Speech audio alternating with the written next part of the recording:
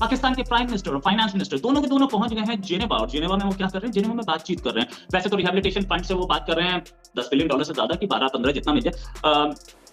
मुझे तो नून लीग के भी कुछ लोग बहुत अच्छे लगते हैं जी। इसी तरह कई गंदे अंडे पीटीआई में मौजूद हैं। अभी वजाहत करें, पाकिस्तान एक हमारी पॉलिटिशियंस ने इसे एक बकारी मुल्क बना दिया है। ये हमारी कोई इज्जत वाली बात नहीं, बेइज्जती है, ठीक है। लेकिन एक और इंपॉर्टेंट मीटिंग होने वाली है आईएमएफ की के जैसे बोलते पोर्टफोलियो होल्डर से, आईएमएफ के चीफ से।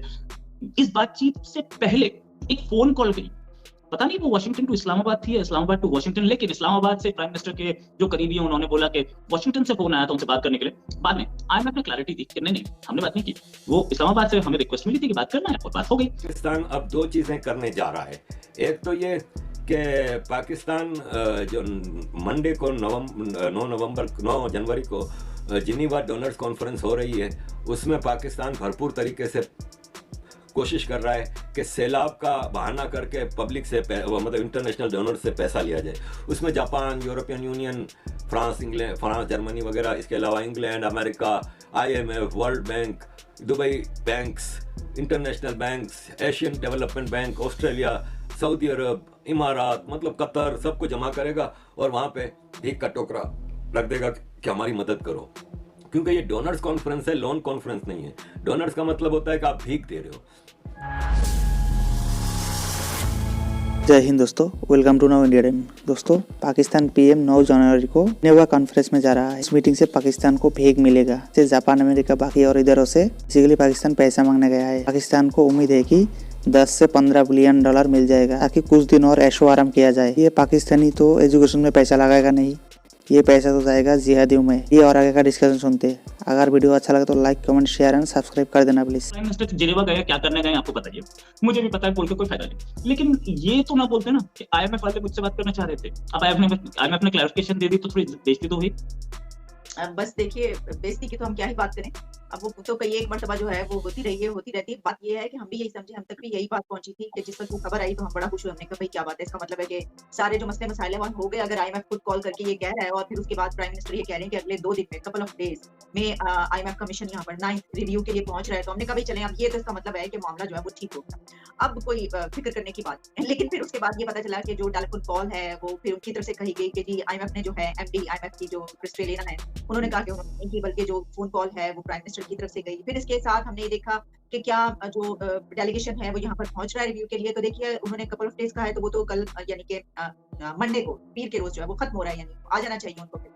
लेकिन अब अगर वो मंडे को नहीं आते और जैसा कि नजर आ रहा है कि नहीं आ रहे, तो फिर इसका मतलब है कि पता नहीं वो वाला डेलीगेशन आ रहा है। अगर आ रहा है तो कब आ रहा है, हो सकता है कि थोड़ा डिले हो या इस तरीके से हो। लेकिन ये जो आप कह रहे हैं कि एक इंप्रेशन ये मिला कि ये अब प्रॉब्लम पता क्या है, वो ये है कि इस वक्त जो हालात है हमारी इकोनॉमी के और पाकिस्तान के हालात हैं, और उसमें जो गवर्नमेंट है उसको बहुत बहुत ज्यादा मुश्किलात का सामना है, क्योंकि वो ऐसे बहुत सारे फैसले हो रहे हैं जिसकी बिना पर जो पॉलिटिकल पार्टी है वो डैमेज हो रही है। तो वो जो गवर्नमेंट में पार्टियां हैं वो कह रही है कि हम इन्फ्लेशन इतना ज्यादा हो गया, आईएमएफ की बात माननी पड़ रही है। तो वो अपने इमेज को थोड़ी सी वो करने के लिए, पॉजिटिव बनाने के लिए इस तरह की खबरें जो है वो निकलती हैं। अब देखिए, हमें पता है, आपको पता है, हम उसके ऊपर बात कर रहे हैं क्योंकि हम बीइंग अ जर्नलिस्ट, हमें चाहे कोई भी खबर हो, हमें उसकी सच्चाई तक पहुंचना होता है।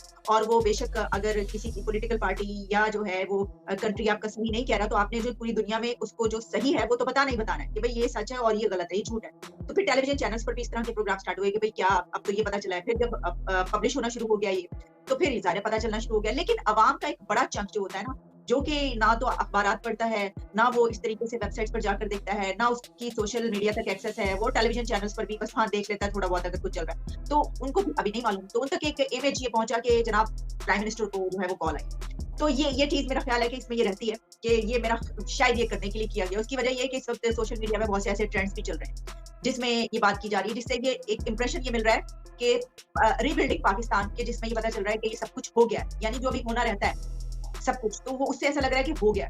तो आई थिंक ये गवर्नमेंट के सारे टैक्टिक्स। मैम एक चीज और कि अभी पता लग रहा है कि सिचुएशन पाकिस्तान में आटे की बहुत खराब है। सरकारी रेट 150 रुपए किलो है और उससे ऊपर प्राइवेट रेट जो है वो 150 से ऊपर जा रहा है। तो इंडिया में जहां पर बड़े आराम से आप 25 रुपए किलो आटा खरीद सकती हैं, 40 रुपए किलो खरीद सकती हैं, अच्छी क्वालिटी का, अगर इतना चीप आटा इंडिया में मिल रहा है तो इंडिया से खरीदने में क्या प्रॉब्लम? क्या पिछली वाली गवर्नमेंट ने तो ईगो हैसल्स जैसे बोल रहे थे कि ईगो प्रॉब्लम बना ली थी, कश्मीर ये करो वो करो, 370 इस वाली गवर्नमेंट को भी कोई चिंता नहीं है अपने आवाम की? आप देंगे आटा अगर आपसे खरीदा जाए, तो क्या आपकी गवर्नमेंट तैयार है? क्योंकि मुझे तो ऐसा लग रहा है कि दोनों तरफ मामला जो है वो अच्छे नहीं है। जो नाराजगी जो है वो तो जब से फॉरेन मिनिस्टर की तरफ से जो स्टेटमेंट आई थी, उसके बाद से ऐसा ही नजर आ रहा है। क्योंकि उसके बाद डॉक्टर जयशंकर की तरफ से भी अभी जो उन्होंने ऑस्ट्रिया में मेरा ख्याल इंटरव्यू जो दिया, उसमें वो इससे सख्त अल्फाज इस्तेमाल कर सकते थे। तो इससे ये नजर आ रहा है कि नाराजगी तो है। तो एक तो ये बात, इसको तो हम हमेशा ही करना है। ये जो आपने बात की ना कि भाई नहीं कर सकते अपनों को, तो हम ये क्या ही रहे हैं।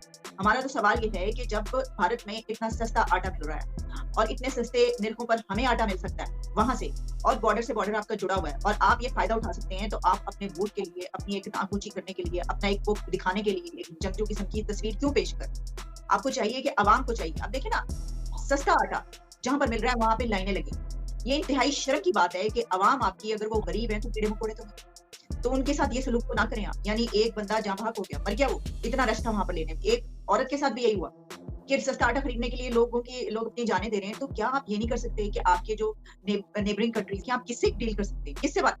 तो पाकिस्तान जिस तरह एक मंदिर के बाहर, एक मज़ार के बाहर, एक दरगाह के बाहर, एक मस्जिद के बाहर भिखारी बैठे होते हैं जो भीख मांग रहे होते हैं चादर फैला के, इस तरह जिनीवा डोनर्स कॉन्फ्रेंस में पाकिस्तान भीख मांगने का प्लान बना रहा है। और उसमें मॉडल के तौर पे, जैसे आप इन भिखारियों को देखते हैं कि कोई रेडी, एक छोटी सी रेडी बनाई होती है जिसके ऊपर अपना बीमार बच्चा या बीमार बीवी या बीमार माँ या बीमार बाप या किसी को भी दिखा के लोगों से भीख मांग रहे होते हैं।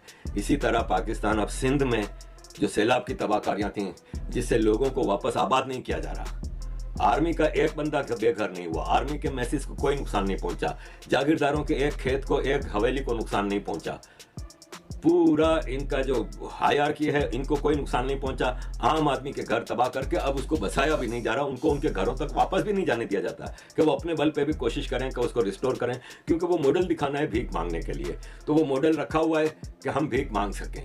दूसरा उधर ये होगा कि इससे एक तो भीख ली जाएगी, दूसरा जिन जिन के कर्जे वापस करने हैं कि मार्च के पहले हफ्ते तक पाकिस्तान को $8 बिलियन के कर्जे वापस करने हैं, और इस फिस्कल ईयर के एंड तक, जुलाई तक, पाकिस्तान को तकरीबन 13 से 14 बिलियन डॉलर की रीपेमेंट करनी है खाली लोन्स की।